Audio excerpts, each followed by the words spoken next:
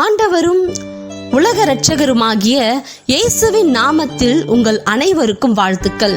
தினம் ஒரு மிஷனரி வரலாறு. இன்றைய மிஷனரி ராபர்ட் லாஸ். இவர் பிறந்தது 1851, மறைந்தது 1934. இவருடைய ஊர் மானோஃபீல்ட், நாடு இங்கிலாந்து, தரிசன பூமி ஆப்பிரிக்கா. இலங்கை தீவில் மகாத்மா காந்தி கூட்டங்கள் நடத்தி கொண்டிருந்தார். அப்பொழுது அவரை சந்தித்த சுவிசேஷ ஊழியர் ஒருவர், இந்தியா கிறிஸ்துவை விசுவாசிக்க வேண்டுமானால் நாங்கள் என்ன செய்ய வேண்டும் என்று கேட்டார். அதற்கு அவர், நீங்கள் ஒன்றும் செய்ய வேண்டாம், கிறிஸ்துவை போல் ஜீவியுங்கள், மலை பிரசங்கத்தின்படி நடவுங்கள் என்று மறுமொழி கொடுத்தார். ஆம், இது எத்தனை உண்மை! இந்தியா சுதந்திரம் அடைவதற்கு முக்கிய காரணமாக அமைந்ததே இயேசுவின் மலை பிரசங்கம்.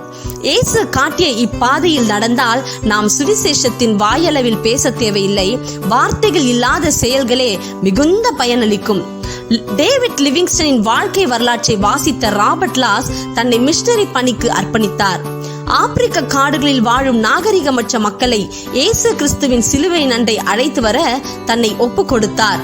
1880 வருடம் தனது பணியை மிஷன் தலைவராக ஆரம்பித்த இவர் பாங்கோ, நங்கோனி என்ற மக்களிடம் மருத்துவராக மிகவும் சிறப்புடன் பணி செய்தார்.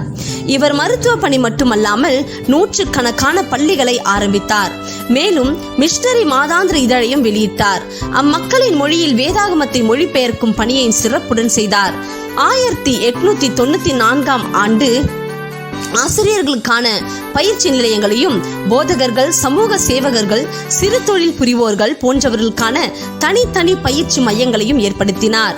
இவர் உருவாக்கிய ஆப்பிரிக்க பிரஸ்பெட்டேரியன் திருச்சபையில் இருந்து அநேக தலைவர்கள் உருவாக்கப்பட்டார்கள்.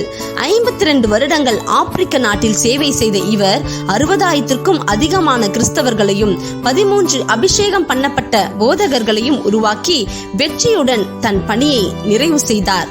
அன்பரே, கிறிஸ்துவை போன்ற வாழ்க்கை வாழ்ந்து அவர் பணி செய்கின்றீர்களா?